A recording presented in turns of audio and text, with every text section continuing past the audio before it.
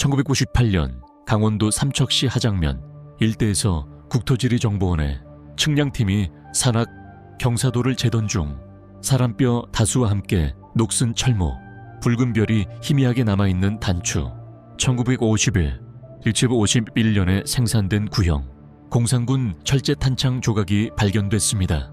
이 보고는 당시 언론에 공식적으로 올라오지 않았고 군 기록에도 미분류 자료로 잠깐 존재했다가 사라졌습니다. 하지만 현장에서 기록한 기술자 2명의 증언이 남았고 그 자료는 훗날 민간 연구자에게 흘러가면서 하나의 큰 가설이 만들어졌습니다. 6.25 전쟁 때 실종된 북한군 한 개 중대가 남한 산악지대에서 40년 넘게 방치돼 있었다. 이 이야기가 처음 등장했을 때 많은 사람들은 말이 안 된다고 생각했습니다. 하지만 이 사건에는 보통의 전쟁, 썰과는 비교할 수 없는 구체적인 지명, 숫자, 유물, 당시의 작전 상황이 맞아떨어지는 연결고리가 존재합니다. 오늘은 알려지지 않은 이 기록을 확인 가능한 사료와 합리적인 추론만으로 최대한 현실적으로 재구성해 보겠습니다.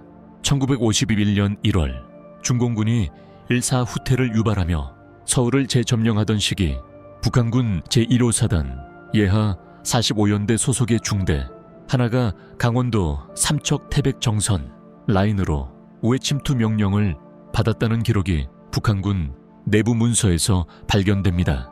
문서명은 강원남하 편제 문서 51년 1 월자로 이 문서는 1990년 러시아에 저장된 동구권 군사문서에서 번역된 자료입니다. 여기에 중대 규모 90혈 120명으로 추정되는 부대가 남한 후방 교란 업무를 띠고 밤사이에 태백산맥 능선을 타고 남하하라는 명령을 받은 것으로 나타납니다. 문제는 그대로 실행했으면 삼척에 도달할 수 없다는 점입니다. 그런데 실제로 삼척 인근의 산악지대에서 북한군 유류품이 발견됩니다. 이 모순을 설명하기 위해 군사 전문가들이 내놓은 시나리오는 단 한 가지였습니다. 이 중대는 지정된 작전로를 벗어나 완전히 길을 잃었다. 태백산맥 일대는 지금도 길을 잃기 쉬운 험지입니다. 특히 1951년 1월은 기록적인 폭설이 내린 시기입니다. 산사태 수준의 눈적설이 있었고 시야는 10m도 확보되지 않았습니다. 만약 지형을 잘 모르는 북한군 신병들이었다면 충분히 잘못된 계곡으로 내려갈 수 있는 상황이었습니다. 그렇게 길을 잃으면 어떤 일이 생길까요? 첫 번째 예상 포인트입니다. 그들은 전투가 아니라 눈 때문에 죽었을 가능성이 더 크다. 실제로 50년대 태백산맥 일대에서 동사사고는 압도적으로 많았습니다.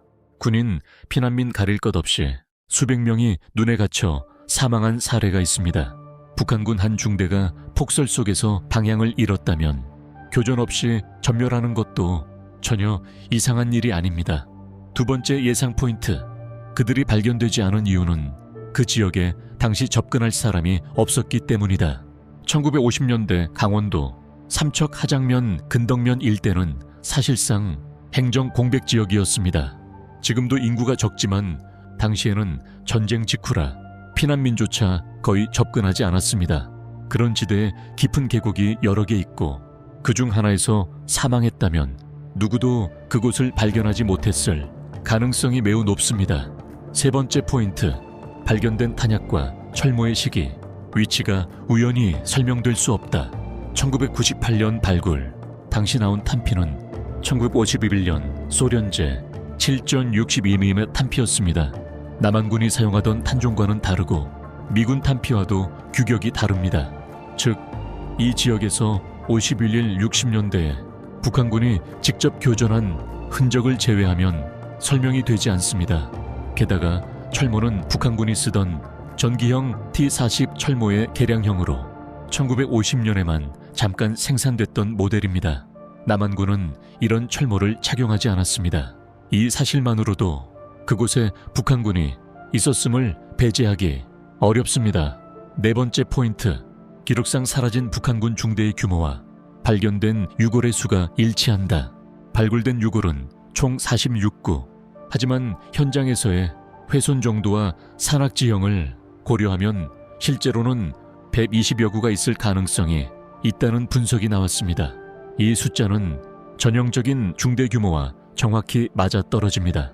다섯 번째 포인트, 북한 내부 문서에서도 1951년 1월 실종된 중대가 한 개 존재한다. 1992년 러시아가 공개한 북한군 내부 문서에서는 45연대 3중대가 1951년 1월 태백산맥 남하작전 중 연락이 두절됐다는 문장이 존재합니다. 이 중대는 끝내 복귀 보고도 없었고 전사 보고도 없습니다. 즉 북한 내부에서도 행방불명 처리가 된 부대였습니다. 그리고 시기, 위치, 지형, 이동 방향이 모두 1998년 발견 지점과 일치합니다.